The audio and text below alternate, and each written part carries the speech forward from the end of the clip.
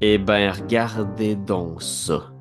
Si c'est pas Action Bonus, le podcast jeu de rôle qui pose les grandes questions, qui est de retour avec Pierre-Louis Renaud, moi-même, et Pierre-Philippe Renaud.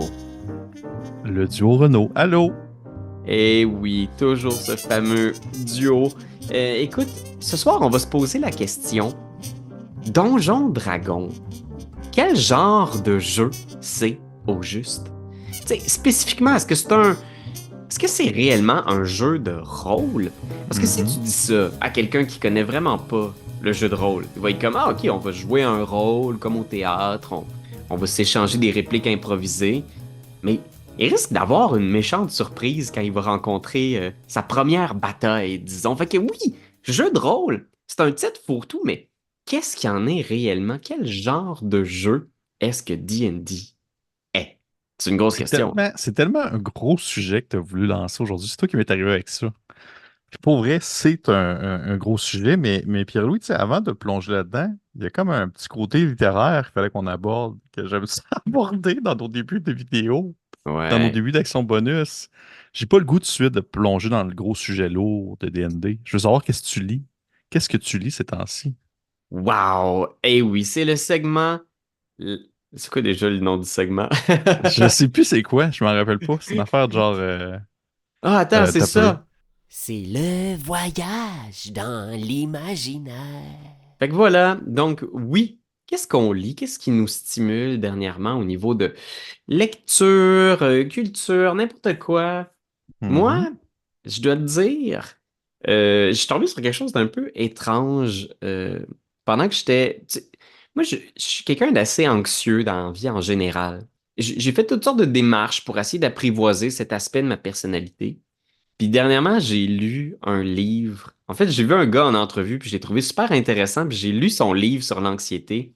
Puis c'est pas de la croissance personnelle à proprement parler, là, mais il s'appelle Robert Sapolsky. Puis c'est tu sais, il fait de, je sais comment il appelle ça, c'est bioneurologie. Fait que c'est tout Mhm. ce qui est l'étude des mécanismes du cerveau. Puis des mécanismes justement internes qui sont la cause, la base de mécanismes normaux comme l'anxiété. L'anxiété, c'est une réponse du corps face à des dangers. Tu sais. Oui. Oui, oui. Fait que c'est super intéressant. Le livre s'appelle Pourquoi les zèbres n'ont pas d'ulcères. Puis ça fait l'histoire un peu de nos connaissances scientifiques sur le stress, l'anxiété, comment est-ce que la science a établi que le stress avait un impact sur le cœur, sur euh, la possibilité d'avoir plus de cancer ou de. Fait que finalement, c'est un livre full stressant que je vous recommande pas de lire. Mais non. Mais c'est super intéressant en fait. Puis moi, ça m'a beaucoup aidé à apprivoiser ces mécanismes-là. Fait que c'était super intéressant. Puis il vient de sortir un livre qui s'appelle Determined. Puis c'est un livre où il parle de pourquoi est-ce qu'il pense que scientifiquement, il y a très peu de place pour le libre arbitre dans la biologie humaine. Puis il soupçonne que le libre arbitre, là, ce qu'on pense qu'on fait des décisions à tous les jours, c'est peut-être Mhm. juste une illusion finalement. Puis Wow. c'est vraiment insane, ça a l'air. Je l'écoutais en entrevue, là, puis j'étais comme, c'est tellement intéressant. C'est tu sais, le genre de livre qui peut te retourner le cerveau, là. Fait que, ouais, Robert Sapolsky, c'est bien intéressant, un peu touffu. Mon Dieu Seigneur, OK. Tu mettras dans la description de la vidéo. Moi, j'aime ça, ce segment-là. On découvre des choses à chaque fois. Puis est-ce que tu lis quelque chose plus en lien avec le jeu de rôle? Qu'est-ce que j'ai lu sur le jeu de rôle? Ah mon Dieu, ben, à cause d'un nouveau concept qu'on aimerait essayer prochainement, vous allez sans doute le voir passer sur la chaîne, là, mais j'ai lu le système de Donjon Dragon Basic de 1983.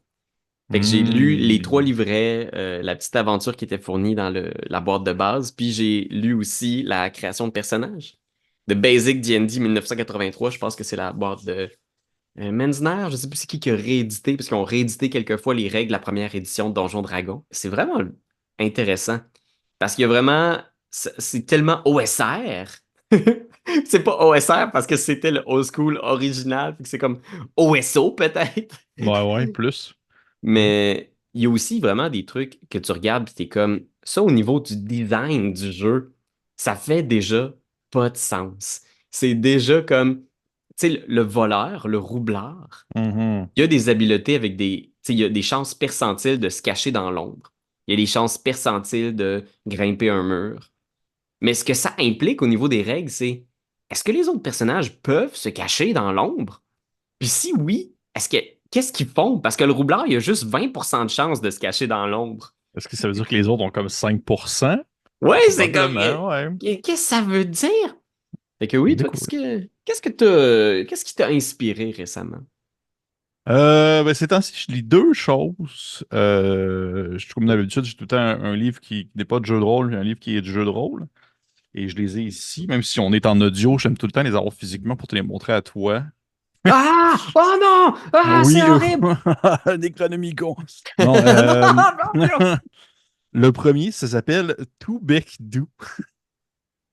Bec doux, C'est what? doux. En fait, c'est vraiment cool parce que on dirait que ça vient comme me montrer un pan de la langue française que je connais moins. En fait, c'est une compilation de BD qui apparaissait dans les journaux en Nouvelle-Orléans.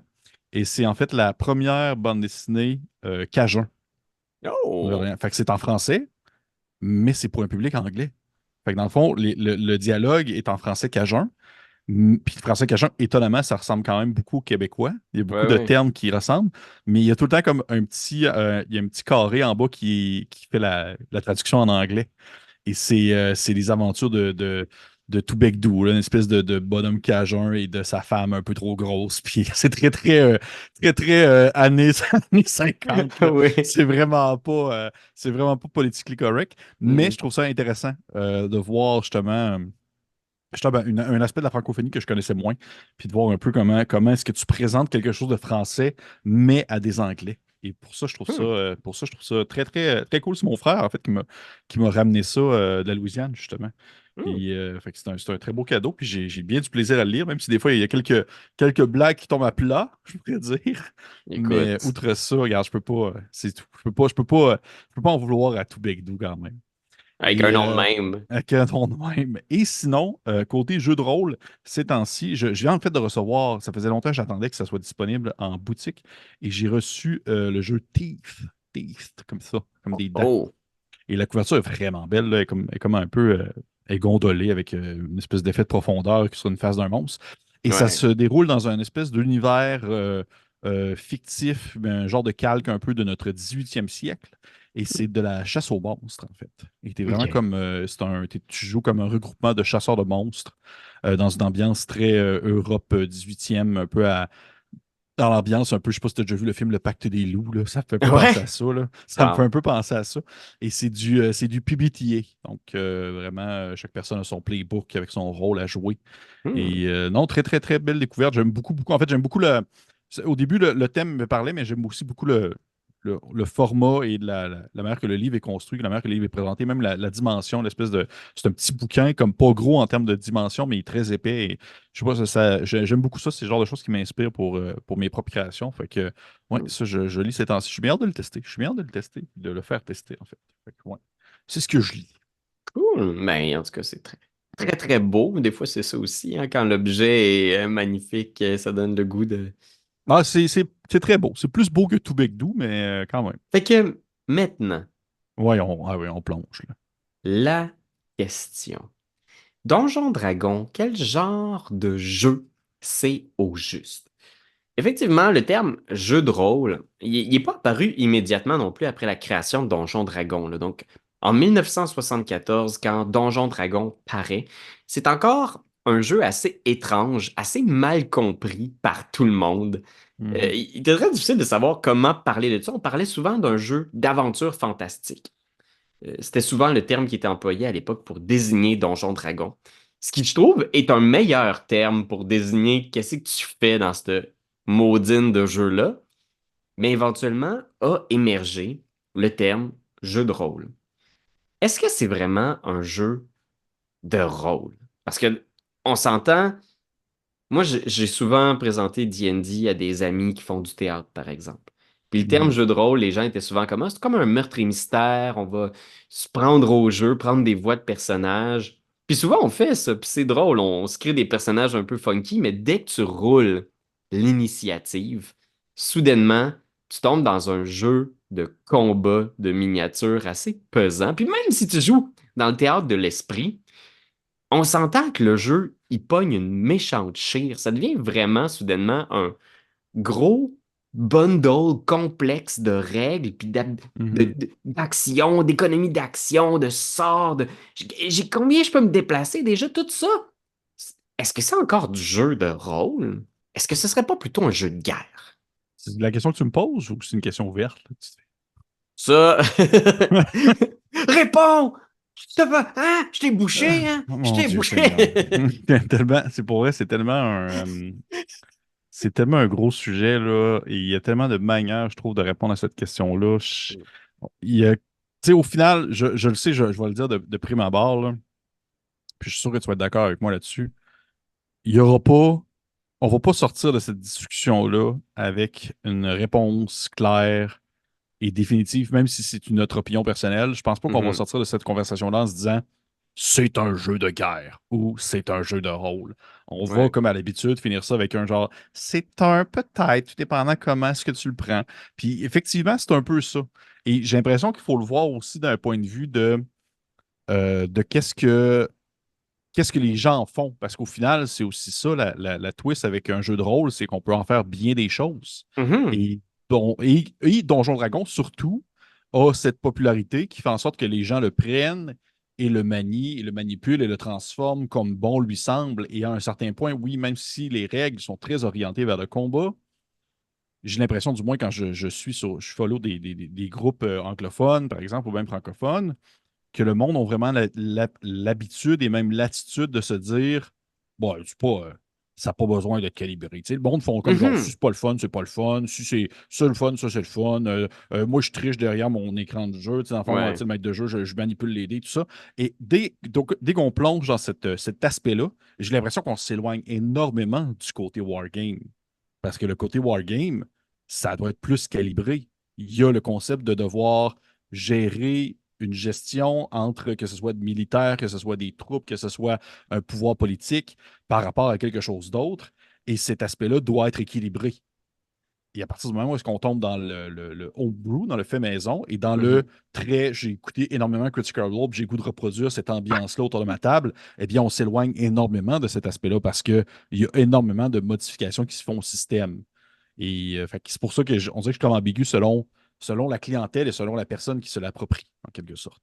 Je suis assez d'accord que le jeu, ce qu'il y a de magique, puis dans ce fourre-tout-là qu'on a appelé jeu de rôle, mais je pense que les jeux d'aventure, aventure fantastique, aventure imaginaire, je pense que ça présente bien que l'important, puis ce qu'il y a de commun à toutes ces parties-là, c'est pas nécessairement les combats, parce qu'on l'a vécu, tout le monde, d'avoir une partie de Donjon Dragon sans combat. Nous, pratiquement, pratiquement chaque session du musée au centre du multivers se finissait où il n'y avait absolument aucun combat. C'était Mhm. vraiment beaucoup du roleplay, de la découverte d'environnement, de la découverte de personnages, puis c'était fascinant, puis c'était du Donjon Dragon. Mais je pense qu'il y a de commun à cette partie-là, puis à la partie de personnes qui font des builds, sauter, puis que chaque combat dure 30 minutes parce que tout le monde est rendu extrêmement rapide pour prendre des décisions, ils connaissent leur personnage. C'est pas la même expérience, puis tu pourrais pas nécessairement transposer un joueur dans une autre partie facilement, parce qu'on Mhm. a tous des goûts différents.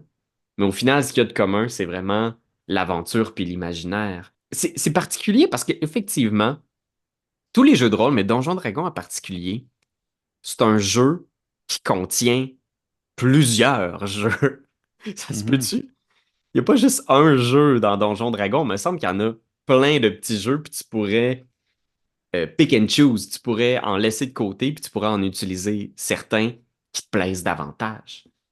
Oui. Oui, parce qu'au final, tu décides un peu vers quoi tu orientes ta partie. C'est un peu ça le secret aussi. Il y a pas une histoire prédéfinie. C'est pas non plus un jeu de société à la Gloomhaven où il y a des scénarios que Mm. tu dois suivre. C'est que tu crées vraiment à mesure ou tu fais un module préexistant à la limite, mais sinon, c'est de la création sur l'ambiance que tu veux refléter et donc sur les règles que tu veux prioriser et mettre de l'avant. Fait que c'est sûr et certain qu'à un certain point, il y a un côté de ça où est-ce que tu peux décider complètement de ne pas aller dans le combat, comme tu l'as mentionné si bien avec justement voyons, le musée au bout du monde, comme si je l'avais pas Ouais. animé, cette maudite campagne-là. On dirait que je me rappelle même Ouais. pas du titre. Le macu. Le Macu, exactement. Ouais. Ouais. Puis, tu sais, je dois t'avouer que cette question-là m'a été inspirée. Elle était venue parce que j'avais lu un article, puis 2 jours après, j'ai vu une vidéo de Ben de Questing Beast qui posait la Mhm. question, est-ce que Donjon Dragon, c'est un jeu? Puis il faisait référence à un article sur un blog qui s'appelle Wizard Thief Fighter, qui répertoriait justement les différentes expériences possibles quand tu joues à Donjon Dragon, les différents jeux Mhm. qui cohabitent, tu sais. Puis il parlait ici que ça peut être autant de l'exploration de la survie extérieure, un jeu de combat qui vient originalement du supplément fantastique de Chainmail, le jeu de Mhm. combat médiéval de Gary Gygax. Il y a de l'exploration de donjons, il faut que tu traces une carte. Originalement, c'était ça, là, les joueurs traçaient la carte qui était décrite par le maître de jeu. Tu essayais de te Mhm. souvenir, OK, là, il y avait un embranchement, on va pouvoir retourner là pour la sortie. Mais c'est aussi un jeu d'impro, où est-ce que les gens font juste prendre des voix bizarres, s'inventer des personnages, niaiser. Puis à ça peut s'ajouter, si tu fais un peu de homebrew, tellement d'autres jeux, tu sais. Moi, j'ai souvent utilisé des jeux de poursuite qui étaient inspirés de jeux de table, tu sais, où tu avances sur différents emplacements, où est-ce que tu as différents défis à rencontrer. Les jeux de chance, quand on arrive dans une taverne puis que soudainement on joue à un jeu de cartes parce qu'on a sorti le Deck of Many Things. Tu sais, tout ça fait que c'est vraiment dur de cerner Donjon Dragon, ben, les jeux de rôle en général, mais surtout Donjon Dragon, puis le mettre dans une seule catégorie. Mhm. Mhm. Oh oui, vraiment, absolument. Puis surtout, en plus, que tu sais, autant on jase, puis on parle, puis on extrapole et on tente comme on peut de ne pas le mettre justement dans un carcan et tout ça. Et je suis d'accord de se dire que selon la personne qui le manipule, en fait un peu ce qu'il veut, le transformant ainsi soit plus en jeu de rôle ou même en wargame. Mais il ne faut pas se cacher non plus que Donjon Dragon, par rapport à d'autres jeux, et ça, je trouve ça vraiment intéressant parce que on dirait que les gens, des fois, ils ne savent pas que ce genre de concept-là existe. Donjon Dragon, par rapport à d'autres jeux, a surtout des règles Hmm. qui sont orientées pour les aptitudes physiques, les aptitudes martiales, le combat. Alors que si on enlève toutes les. En même temps qu'on enlève, tu prends Donjon Dragon et que tu enlèves uniquement les règles qui ont un lien avec le social, mais qui n'ont pas aucun lien dans un contexte d'agression, dans un contexte d'affrontement, dans un contexte vraiment purement du social, ben, j'ai l'impression que le jeu fonctionne quand même parce que beaucoup Ouais. de gens vont justement se dire il n'y a pas besoin de règles pour. Tu sais, un peu, ils vont dire souvent, c'est souvent ça que je vois sur les groupes, ils vont mentionner on n'a pas besoin de règles pour pouvoir gérer du social ou devoir gérer le roleplay. Tu sais, Ouais. le concept des règles va surtout gérer le combat. Et en même temps, là, à ce moment-là, je fais tout le temps comme ouais, mais non, il y a des jeux, il y a plein de jeux qui utilisent des Mhm. règles qui viennent avoir une influence, avoir manipulé le contexte social et comment le jouer. Tu sais, on parle seulement, je parle le plus simple qui vient en tête, c'est les PBTA, justement, comme Dungeon World, Ouais. Apocalypse World, ou même Mask qu'on a joué ensemble. C'est des jeux qui ont des règles préétablies qui viennent influencer directement comment est-ce que tu vas interagir avec les gens. Et ça, à mon sens, on s'éloigne encore plus du wargame. Et là, ben, j'ai l'impression que D&D s'approche un peu plus d'un wargame parce qu'il n'y a pas tant de règles que ça qui viennent encadrer la manière que tu vas Ouais. jouer. Oui, à la cinquième, ils ont comme rajouté des espèces de côtés de genre tes, euh, tes liens, ton attitude, tu sais, les espèces de petits Ouais. encadrés où est-ce qu'il faut que tu choisisses au hasard quand tu choisis ton occupation, là, ton allié, ton ennemi, tout ça. Mais en même temps, c'est purement narratif. Il n'y a pas vraiment de. Il y a des conseils sur quoi faire avec ça, puis qu'est-ce qu'on peut l'utiliser de manière mécanique. Est-ce que ça va donner un avantage? Est-ce que ça va donner Ouais. l'inspiration? Mais c'est jamais obligé. C'est tout le temps comme une proposition dans les règles, soit. Ouais, tu sais, au final, ça pose la question, oui, ok, si Donjon Dragon, c'est plusieurs jeux, est-ce que c'est plusieurs bons jeux? Est-ce qu'il n'y a pas des jeux là-dedans au sein de Donjon Dragon qui sont au final un peu des canards boiteux, qui a pas eu beaucoup d'amour du système autour de ces portions-là du jeu? Tu sais, je pense entre autres justement tout ce qui est aspect social, tu sais. T'as pas beaucoup de Mhm. règles pour gérer, t'as pas de dégâts sociaux, tu peux pas Non. mourir en étant humilié, contrairement à des jeux comme Vampire la Mascarade ou Spire, tu peux subir assez de dégâts, même Blaze in the Dark, tu peux subir des dégâts qui vont te tuer autrement que physiquement. Tu peux mourir de honte Mhm. ou avoir plus de willpower du tout et d'être juste sorti de la partie d'une autre Mhm. façon, perdre la volonté de vivre ou de. Tu Ou bien sais, l'appel mais de Cthulhu avec la santé ouais, mentale aussi, c'est ça, c'est la même chose. exact. Fait que ça, Donjon Dragon, est-ce que c'est réellement un bon jeu pour faire des rencontres sociales? Je veux dire, on peut s'amuser. Il y a personne qui a un mauvais plaisir dans Donjon Dragon. Je veux dire, si t'as du fun à négocier avec le roi, avec un ou deux petits jets de diplomatie, c'est parfait. Parce qu'il y a des enjeux et tout. Mais est-ce que c'est vrai que Donjon Dragon, c'est c'est peut-être un meilleur jeu de combat qu'un bon jeu de social? À la limite, je te dirais oui, parce que tu peux absolument ignorer complètement les règles, on dirait les contextes le contexte social de Donjon Dragon. On pourrait se dire, par exemple, un soir, hey Pierre Louis, on suit les règles telles quelles. Je me monte un guerrier niveau 3, tu te montes un rôdeur niveau 3, on se fait un terrain, puis on se bat. Genre, à la limite, ça pourrait Ouais. se faire, c'est ça. Puis Ah mon Dieu. on n'aurait même pas besoin de mettre un contexte. À la limite, il y aurait peut-être une micro-gestion de maître de jeu pour les côtés, justement, l'aspect un peu plus, je sais pas, certains sortilèges, j'imagine, qui doivent être plus gérés par une présence omniprésente, là. Mais sinon, par ça, ça peut absolument se faire sans problème, là. On faisait tellement ça quand on était jeunes avec mes frères, là. Tu Mais sais, regarde. je me souviens, on se faisait des personnages en niveau 10, 12. On allait chercher des objets magiques, on se donnait un budget d'objets magiques dans le livre du maître, puis on faisait des combats. Puis tout C'est roulait. cela. Ça se peut-tu qu'il existe des jeux qui ont voulu trop le faire? Tu sais, justement, faire du social, mais comme dans Donjon Dragon 3e édition, soudainement, t'as comme 10 pages de règles à apprendre pour avoir une interaction avec la Reine des Gobelins. Si tu veux le jouer by the Mhm, book, là. Tu sais, on a mhm. vu aussi MCDM qui publiait des règles pour faire des négociations. C'est des règles mécaniques super strictes. Ben, je veux dire, tu pourrais probablement jouer sans ces règles-là, mais est-ce qu'il n'y a pas quelque part euh, un avantage à laisser certains de ces petits jeux être plus de la rigolade entre copains, finalement? Ben, je pense que l'important là-dedans, c'est de se dire que si tu le fais, si tu utilises, exemple, justement, ce fameux 10 règles-là pour gérer la rencontre avec la reine gobelin, la reine gobeline, eh bien, que ça fonctionne, mais j'ai l'impression que l'important, c'est que le jeu soit fonctionnel, même si tu ne l'utilises pas. Tu sais, mettons que tu dis, on retire cet aspect-là du jeu, parce que justement, tu le mentionnes, le DND5 est demeure très modulable. Il y a de nombreux aspects de DND5 que tu peux retirer et faire en sorte que le jeu fonctionne aussi très bien. Puis comme il y a Mhm. des, tu sais, il y a comme dans le manuel dans le manuel du maître, il y a une pléthore de règles optionnelles pour justement ajouter certains aspects ou certains thèmes au jeu dans ces mécaniques qui ne sont pas là préalablement, comme par exemple justement la santé mentale. Il y a un concept de Ouais. santé mentale qui est abordé dans le manuel du maître. Je trouve que l'important là-dedans, c'est que je pense qu'à un certain point, oui, ça peut se faire, mais faut que j'ai l'impression qu'il y ait quand même un genre de squelette, ou du moins un cœur, un noyau qui soit fonctionnel malgré tout. Tu sais, que tu peux tout le temps jouer autour, acheter, enlever les affaires, et qu'à un certain point, tu te dis, OK, j'ai rajouté tellement d'affaires autour, mais ça tient, puis ça se joue de même, puis ça marche. C'est Ouais. balancé à un certain point. Ouais, ouais, ouais. Puis c'est difficile à faire parce que ton noyau central, si ton noyau central, justement, tourne autour d'une tension de, justement, comme dans beaucoup de PBTA, tu vas avoir un playbook, tu vas avoir certains Mhm, états, certaines petites coches, une ressource qui sont comme différents états, puis quand tu n'as plus d'états à cocher, t'es parti, t'es hors de jeu, mhm, t'es évanoui, mort, whatever. mhm.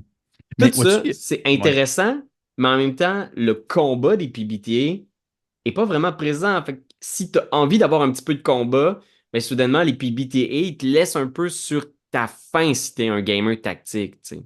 Mhm. Je pense qu'il faut pas non plus, je pense qu'il faut faire attention. J'ai l'impression qu'il faut pas non plus tomber dans l'espèce tu sais, il y a des gens, des fois, qui tentent on va dire, de concevoir ou de mettre sur pied ce qu'ils vont appeler le jeu de rôle parfait. Tu sais, le jeu de rôle qui va permettre de tout émuler, de tout prendre en compte, de tout changer, d'avoir exactement, tu veux jouer à n'importe quoi, tu peux prendre ce jeu de rôle-là. Ouais. Pour ma part, je pense que ça n'existe pas, là. Qui est Même réaliste, les. mais abstrait Ouais, à la fois. ouais, c'est ça. Même les jeux génériques ont un parti pris, on va dire, dans leur façon de faire à un certain Mhm. point. Fait que j'ai l'impression que ça n'existe pas. Donc, je suis un peu plus ambigu là-dessus. Fait que je me dis qu'à un certain point, il faut être capable de faire concilier des choses ou du moins Mm. faire des compromis en se disant ça peut pas être parfait à tous les points. Ou du moins, ça peut pas être parfait pour ça peut être parfait pour moi, dans le sens qu'il y a plein de gens Ouais. qui, pour eux, Donjon Dragon va demeurer le meilleur jeu de rôle, et je mets en face sur rôle au monde, parce que ben c'est le jeu qui joue tout simplement et qu'il n'y a justement aucune règle qui gère l'aspect roleplay. Parce qu'il y en a aussi Mhm. beaucoup de personnes qui sont pas très à l'aise non plus avec le fait de devoir se dire OK, c'est ma fiche de personnage, faut que j'invente. Il est marqué dans les règles que parce que j'ai Ouais. ce rôle-là, j'ai ce playbook-là, faut que je m'invente une relation amoureuse avec un autre personnage. Ça me tente pas. Tu sais, je peux comprendre qu'il y a des gens qui sont moins à l'aise avec ça. Ouais, ou que mécaniquement, t'es comme, ben là, moi, en ce moment, là, j'ai un effet mécanique. Il va falloir que quelqu'un vienne me soutenir. Il faut que quelqu'un me dise de quoi de Hmm. gentil pour m'enlever ce X-là. Puis si t'es un joueur qui est très tactique, stratégique, soudainement, c'est facile de faire comme, là, y a juste quelqu'un qui peut me soutenir 2 secondes, tu sais, Ouais. de- Oui, de- oui. t'extirper finalement de la scène que le PBTA essaye de créer, ce jeu qui est tellement narratif puis qui implique tout le monde, mais t'es comme juste, hey Chris, quelqu'un qui peut faire l'action, m'aider pour que j'enlève ça de Ben ma oui. feuille. Ben oui, ben oui. Juste même pas besoin de le jouer, juste de le faire. Et c'est parfait. Ça me fait penser à. Mais en même temps, je peux comprendre que les gens justement sont moins à l'aise avec ça. Tu sais, ça me fait penser justement. Il est loin, là, j'aurais aimé ça l'avoir proche de moi, mais le premier, justement, PBTA, Apocalypse World, Hmm. il y avait littéralement une règle dedans qui gérait en fait le fait que tu pouvais un peu regagner certains bonus si tu avais des moments intimes avec d'autres personnages. Puis là, j'étais Ouais. comme, tabarnouche, hey, ça va loin. Je peux comprendre. Pour vrai, à un certain point, je le sais que genre les gens vont pas nécessairement jouer à des jeux de rôle pour justement mettre en branle et jouer un moment plus intime entre leurs personnages, même si peut-être qu'il y en a qui le font, mais j'ai l'impression du moins que la moyenne des joueurs et joueuses de Donjons Dragons vont pas jouer spécifiquement pour ça, du moins j'ai l'impression, peut-être. Oui. Tu sais, imagine, justement, moi, je suis vraiment des fois avec des groupes de joueurs comme ça, où est-ce que là, tout ce que ça me dit, c'est OK, fait que là, dans le fond, pour gagner mon bonus, je vais avoir un moment intime avec toi. Parfait. Fait que là, ce moment intime-là, on le fait. Après ça, là, on va aller combattre le truc. OK. Bon, là, on va C'est prendre un comme, petit moment. c'est comme si t'étais transféré dans Pathfinder. OK, fait que là j'ai mes bonus, mais on a eu notre petit moment, le petit quickie, fait que là on a Y plus 4 les deux. a-tu quelqu'un? Non, j'ai pas eu de moment intime avec toi. Right. Fait que là, on peut l'avoir aujourd'hui. Parfait. Tu sais, C'est moi, tellement bon. c'est Oh, pour ça que wow. ça devient absurde dans Donjon Dragon aussi, des fois, tu sais, le sort cérémonie qui te permet de Oui, de marier. marier.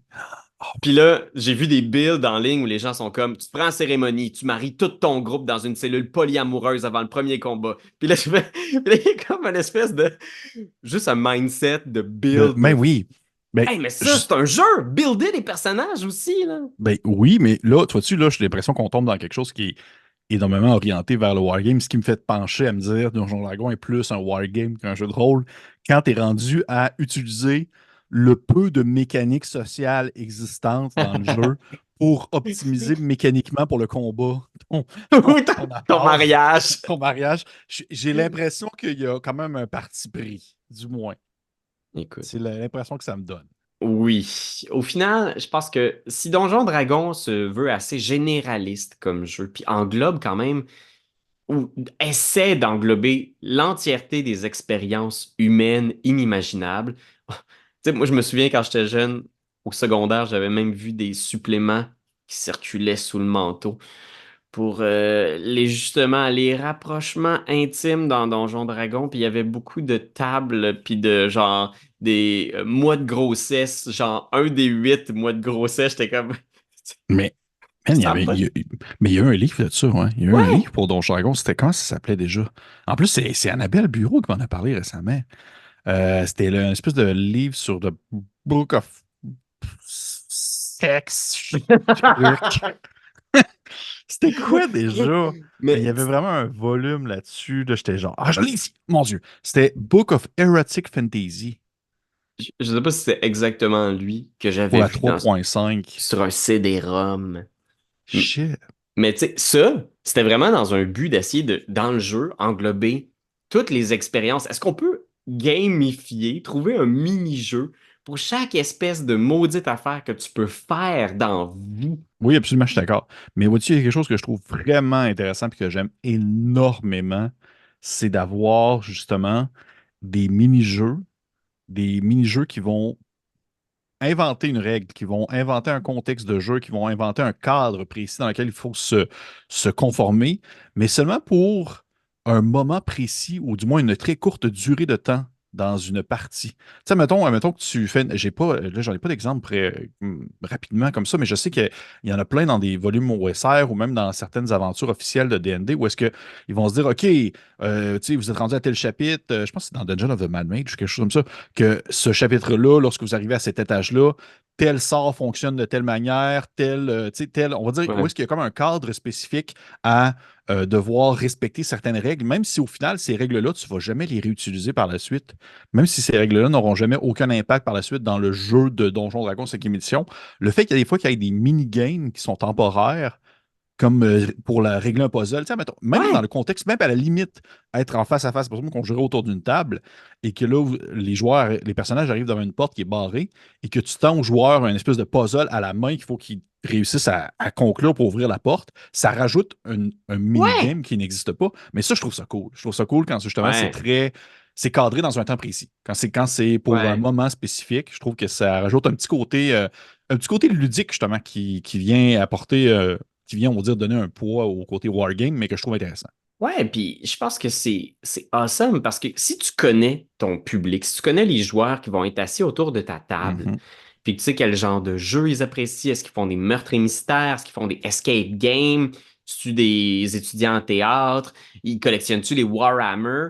Tu sais, ces quatre joueurs-là n'ont pas nécessairement le même genre de partie de Donjon Dragon de rêve, tu sais. Fait que ça peut être intéressant de se poser la question, mes joueurs, c'est quel genre? Parce que ça arrive tellement souvent que sur Internet, quelqu'un qui fait Hey, c'est n'importe quoi. Je suis allé dans une game de Donjon Dragon, je m'étais fait un barde. Ils m'ont même pas laissé essayer de négocier avec les orques avant que je me fasse descendre par des flèches. Ou le contraire, genre, hey, j'étais allé à une partie de Donjon Dragon, c'était n'importe quoi. On a jasé pendant 2 heures, même pas une bataille. Puis au final, ces deux personnes-là ont vécu quand même ce qui est à travers les règles Donjon Dragon. Oui. Ah oui, Puis, absolument. tu sais, ça n'a pas de sens. Fait que de savoir à qui tu t'adresses, ça serait insane. Là, tu sais, des tripeux de escape game, tu leur fais un donjon vieille école rempli justement de petits puzzles, de casse-tête cryptiques à déchiffrer. Ils vont capoter, là, tu sais. Mhm, mhm. Ben oui, je trouve ça. En fait, je trouve ça vraiment. Vois-tu, c'est exactement. C'est un contexte que je trouve qui est comme un peu, pas nécessairement par défaut, mais c'est le genre de choses que je trouve qui se fait très bien presque dans n'importe quel jeu de rôle, mais qui se fait majoritairement aussi très bien dans Donjon Dragon, plus que dans d'autres, pour la simple et bonne raison que souvent on est tellement à l'aise avec les règles, on est tellement à l'aise avec justement les délimitations de ces règles-là, que lorsqu'il y a un petit quelque chose qui vient sortir du contexte des règles de base, on n'est pas non plus désarçonné. Tu sais, c'est comme si, mettons, je te ferais essayer, tantôt je te parlais de Thief, là, je te fais essayer Thief, Ouais. puis pendant la partie de Thief, je te fais OK, Pierre-Louis, on arrête. Je t'ai sorti ce puzzle-là que tu vas me remplir maintenant. Ça se pourrait que tu sois un peu plus, en fait, confus que dans une partie de Donjon Dragon parce que déjà, Ouais. t'es en période d'apprentissage sur les Oui! règles. Fait C'est que normal, c'est ça ouais, le ça jeu. fait partie du jeu. Fait que je peux comprendre qu'on l'a peut-être un peu plus facile à Donjon Dragon à ce moment-là d'intégrer d'autres éléments, Ouais, là, comme des c'est règles de sexe. exact. Puis si tu sais que ton public, là, tu sais, ils sont wild, mais là, tu pourras sortir ce vieux Oh CD-ROM. mon Dieu Seigneur! Oh, que ça serait malaisant. Bon, Oh, ben, il y a par exemple certains jeux qui existent qui vont se spécialiser un peu dans une expérience de jeu oui. un petit peu plus cernable. Fait que tu sais, si tu sais que tes joueurs vont vraiment être des fans, par exemple, d'exploration, peut-être qu'il y a des jeux qui offrent plus de mécaniques, des mécaniques mieux conçues pour aller au bout de ce fantasme-là d'explorer. Puis je t'ai envoyé une petite liste, puis je suis curieux, on va peut-être faire à nos auditeurs 3 propositions de jeux de rôle pour justement Mhm. avoir des jeux qui explorent un petit peu plus à fond certains types d'expériences jeux de rôle. Fait que la première alternative à Donjon Dragon, j'aimerais qu'on propose, c'est un jeu de rôle pour ceux qui aimeraient faire de la politique, des alliances, de la négociation. qu'est-ce que ce genre de joueur-là pourrait avoir qui le servirait mieux que Donjon Dragon? Eh bien, oui, comme premier choix, en fait, ce soir, je te propose, et là, j'ai fait un effort. J'ai fait un effort, je suis allé chercher des jeux qui étaient en français, majoritairement. Oh! Wow! Oui, oui, c'est ça. Je suis allé sortir de mes sentiers battus habituels. Je te dis, il y a Dominion, jeu de pouvoir et maison noble, que j'ai eu l'opportunité de faire une vidéo il y a quand même un certain temps, il y a un peu plus qu'un an. Hmm. Et Dominion, c'est un jeu qui est justement fortement inspiré par, ça tombe bien, au moment qu'on enregistre cette vidéo, inspiré par Dune, entre Ah autres. oui. Et c'est un PBTA ou un PBTA très inspiré qui se met le contexte où est-ce qu'au final, l'équipe, les joueurs en soi, sont à la tête d'une maison noble dans un consulat spatial à la Dune. Et c'est de la gestion politique un peu à la limite entre Dune et Game of Thrones où tu dois faire de la gestion de on va dire, de ta nation, mais aussi de ta flotte et de tes relations avec les autres populations, les autres nations. Et chaque personne dans le groupe de joueurs et joueuses a un rôle spécifique, que ce soit par exemple le fils noble, le maître assassin de la maison. Et les rencontres et les discussions, ben, ça va souvent tourner autour de juste de la gestion. Tu sais, OK, qu'est-ce qu'on fait? Est-ce qu'on va tuer telle personne? Est-ce qu'on part en guerre contre telle autre? Et c'est très cool, très, très cool pour ce type d'ambiance-là. Et justement, c'est un jeu qui est purement, spécifiquement conçu pour ça. Tu sais, tu peux Hmm. pas faire une game à la Donjon Dragon avec Dominion. Ça ne marchera pas. Les règles ne se fonctionnent pas comme ça. Et je pense que c'est la majorité des choses. Je pense que c'est la majorité des PBTA qui fonctionnent de même parce qu'ils sont très orientés sur un seul truc. Ouais. Chaque PBTA. Fait que, ouais, Dominion, jeu de pouvoir et maison noble. Je conseille d'avoir ça disponible en PDF et aussi en impression sur demande en français. Ben, sais-tu, moi je pense que j'aurais suggéré Spire, mais comme j'ai mentionné récemment, je ne l'ai pas encore joué. Je suis très excité à l'idée de bâtir des alliances politiques au sein d'une tour fantastique. On joue des Mhm. rebelles qui tentent de s'élever contre l'oppression, des elfes qui contrôlent tout à l'intérieur d'une tour. Et ce que j'aime beaucoup de Spire, c'est que tu as diverses ressources qui sont tes habiletés, mais tu peux justement être affecté sur chacune de ces habiletés-là, que ce soit ton prestige social, l'argent que tu as à ta disposition, que ce soit ta volonté de continuer le combat, ta force, ta santé physique. Fait que ça, j'aime beaucoup ça parce que ça te permet justement d'avoir tous les aspects de ça sur quoi tu peux manipuler ou être manipulé. Parce que Mhm. ça m'a toujours un peu agacé dans Donjon Dragon que peu importe le niveau de point de vie que tu perds, ton personnage va toujours être au top de sa volonté de réussir. Il n'y aura rien mécaniquement qui va t'affecter. Fait que ça, ces mécaniques-là, je les aime. Les mécaniques sociales aussi, ton prestige, l'honneur, comment le reste de la société va te percevoir. Je trouve ça super intéressant. Mais comme je vous dis, j'ai pas joué. Fait que prenez ça avec un grain de sel, là. C'est peut-être pourri Spire aussi. Peut-être de la pure merde. Tu sais, c'est ça Oh l'affaire, mon là. Dieu. Parce que le monde, des fois, ils partent en fou parce que tu dis un jeu, ils font comme Hey, j'ai acheté tout. Toute la gamme, les 8 jeux, parce que Pierre-Louis en a parlé une fois 5 minutes de temps. J'espère que je vais aimer ça. Ça m'a coûté mon hypothèque. Let's go. Écoute, je préfère t'en parler avec grande transparence, Internet. J'espère que tu l'auras apprécié et que tu auras appris quelque chose. Deuxième jeu. Si tu Oui. veux un jeu, là, Pierre-Philippe, Oui. un jeu où tu peux vraiment jouer un vrai rôle, Mhm. faire du théâtre, Mm. du drame, incarner des relations compliquées, qu'est-ce que tu proposerais? N'importe quel PBTA presque. En fait, c'est quasiment ça, mais plus spécifiquement, j'en ai deux qui me sont venus en tête. Il y a Bedlam Hall, Ah oui, qu'on a eu ok. l'occasion de jouer justement sur la chaîne de Coup Critique, qui est, en fait, les personnages, tous les joueurs et joueuses vont incarner une ambiance à la Downton Abbey, mais genre mélange entre Downton Abbey et la famille Adams.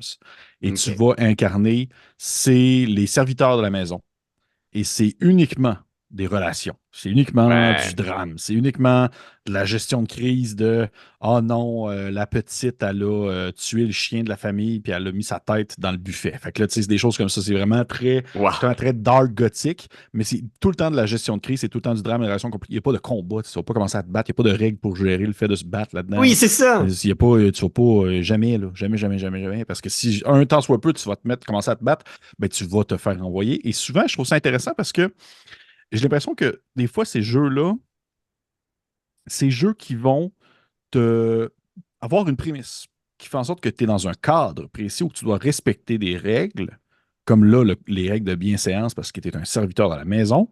Et si tu te fais renvoyer, eh bien, tu perds ta job et tu n'as plus le contexte de jouer, tu ne joues plus. Tu sais, on s'entend, là, Mhm. tu joues parce que tes serviteurs sont, tu joues pas. Mais j'ai souvent l'impression que ces jeux-là vont souvent être bons pour justement euh, donner une twist ou du moins avoir respecté, donner des outils pour respecter le cadre parce que tu n'as pas le choix de devoir suivre les règles. Ouais. Tu es un serviteur. Et ça peut aider les gens à sortir de leur pantoufle et essayer d'autres choses que justement, ils ne connaissent pas. Des jeux qui peuvent justement, comme Bedlam Hall, offrir une ambiance qui est très spécifique et très loin de ce qu'on peut vivre, par exemple, avec Donjon Dragon. Hmm. Et le deuxième exemple, là, Bedlam Hall est en anglais, par contre, je ne pense pas qu'il est en français. Mon deuxième exemple, il a été financé récemment pour la seconde version en français, fait que je le mentionne. C'est Monster Heart. Oui, oui, ça C'est c'est.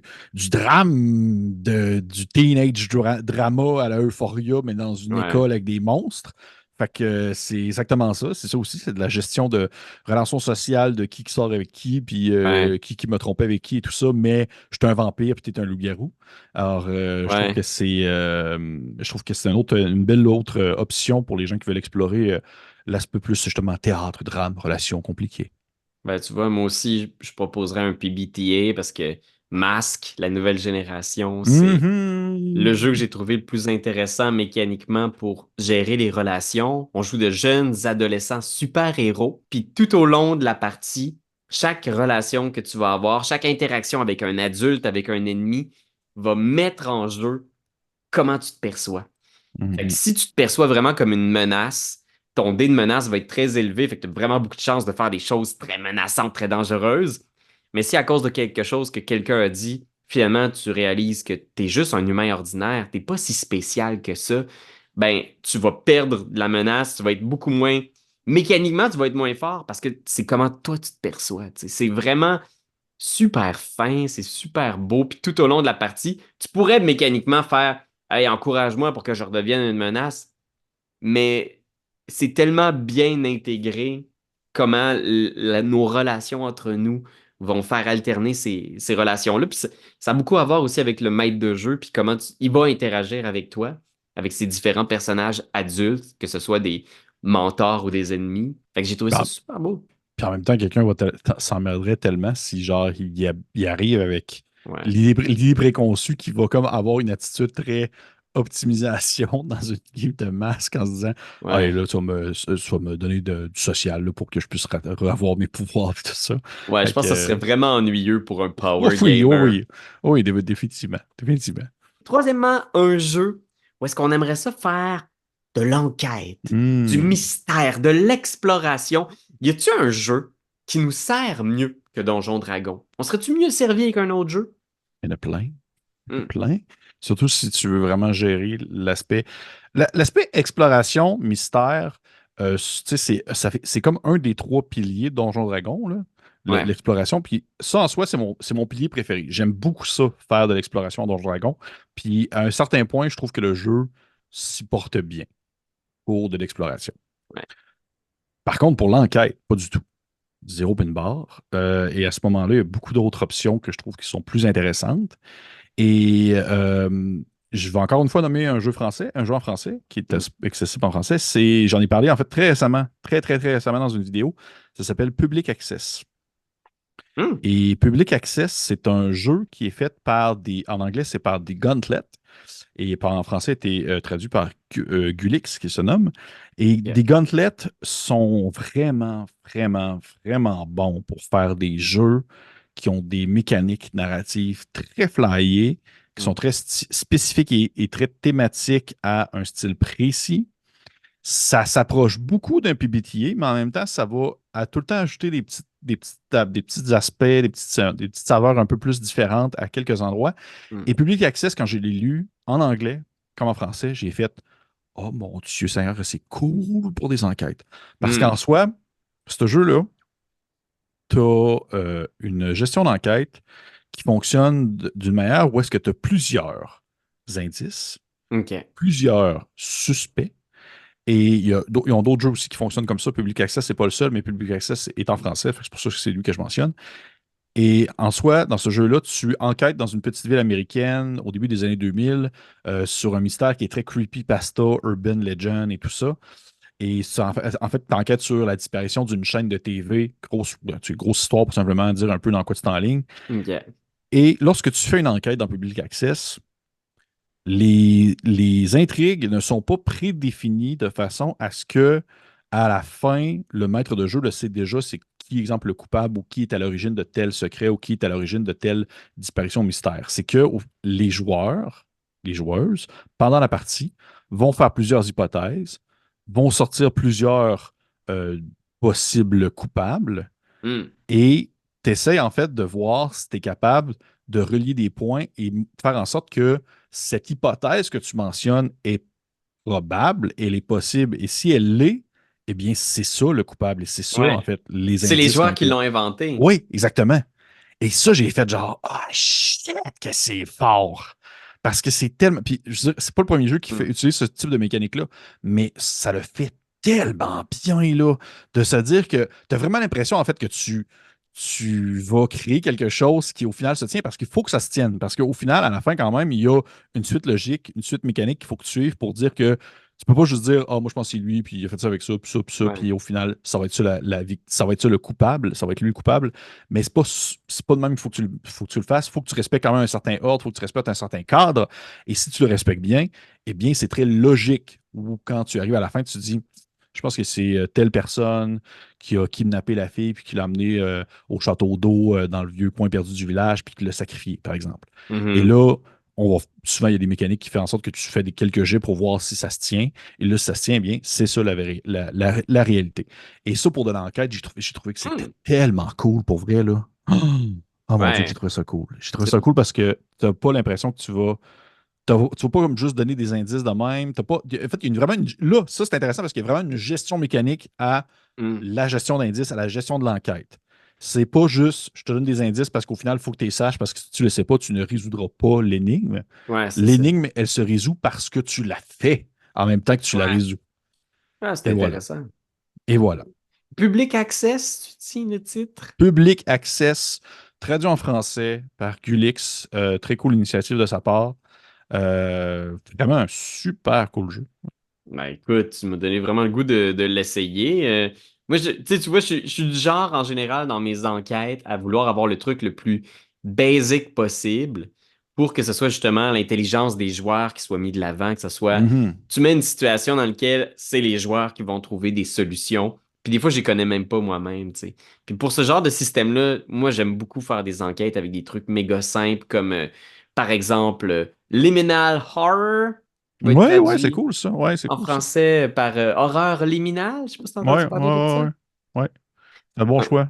Bon choix. un petit système pour jouer des scénarios soit d'horreur, soit d'enquête d'exploration. Très OSR, inspiré un petit peu des Mhm. mécaniques de Into the Odd. Donc uniquement trois habiletés et Mhm. très très peu de points de vie. Puis c'est ce que j'aime aussi dans les trucs d'exploration, de mystère, c'est de sentir que oui, c'est ton intelligence de joueur qui est mise à l'épreuve, mais ce que tu incarnes dans le jeu est ultra fragile. Parce que dès que tes petits points de vie sont partis, on commence à gruger tes trois habiletés. On commence à Mhm. gruger une de ces trois-là. Puis quand tu as perdu toute ta force, ben déjà de un, le moins de force que tu as, parce que si t'es fait gruger ta force, le moins tu vas pouvoir survivre à des épreuves de force. Fait que ça, Mhm. moi, j'adore ça. Puis, ben oui, horreur liminale, c'est quelque chose qui va. Parce que Pépé est en train de le traduire en ce moment. Je sais. Mais sais-tu, par contre, là, tu me fais penser à quelque chose, puis ça, je veux le mentionner. Parce que c'est cool que tu le mentionnes, parce que pour Horreur Liminale spécifiquement, j'ai fait un document qui n'existait pas à la base pour le jeu, qui s'appelle Clues and Threats, que Oh. je dois traduire en français aussi. Et c'est justement une mécanique de plus pour gérer l'investigation Ah dans le ouais. contexte de ce jeu-là. Puis le concept, c'est que à mesure que le jeu avance, tu accumules des indices. Et plus tu accumules des indices, plus en fait le niveau de danger ou de la menace on va dire, du méchant final ou du moins Mhm. de l'antagoniste final va être moins élevé. Fait que plus tu accumules des indices, plus la menace est moins forte, mais tu peux, exemple, dépenser ces indices-là pour avoir des bonus circonstanciels, mais le fait de garder des Ok. indices, c'est le fait que tu découvres des choses. Et comprendre l'ennemi, ça te permet de le battre en quelque sorte. Fait que ça, je trouve ça intéressant. C'est pas, on s'entend, je trouve pas que ça change pas la mer à boire, mais je trouve que c'est quelque chose de très bien dans un contexte justement très OSR, très fluide, où tu peux Mhm. transposer les mécaniques les uns à l'autre. Mais merci de la mention, Pierre-Louis. Merci de la mention inattendue. Écoute, fait que voilà quelques jeux, Estifi. des alternatives à Donjon Dragon. Parce que oui, Donjon Dragon, ça reste un grand jeu généraliste. Mais des fois, quand on connaît bien sa table, on réalise que ben, peut-être que c'est pas nécessairement le jeu qui va les faire aller à fond dans une expérience spécifique pour leur goût à eux.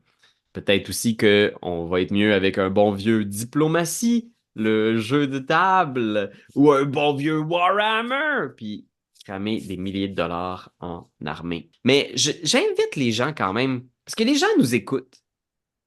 Ouais, right? Mhm. Vous nous Moi, je pense que écoutez? oui. Je pense que oui.